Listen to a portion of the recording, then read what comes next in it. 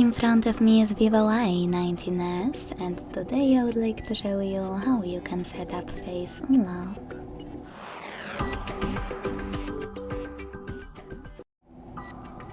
Begin by opening devices settings.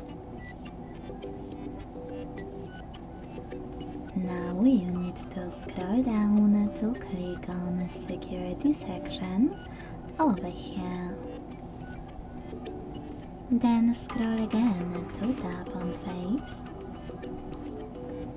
Enter your current login method and choose Start Enrollment at the bottom right corner. Now keep your face in frame, follow all of the instructions from your screen and wait for 100% mark.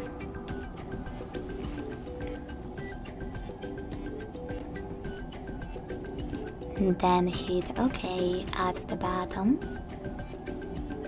Manage all of those options however you want to, and when you finished, go back. So now when I switch off my screen and turn it back on, I can see that face unlock is working properly. Thanks so much for watching. If you enjoyed this video, don't forget to leave a like, comment and subscribe. Bye!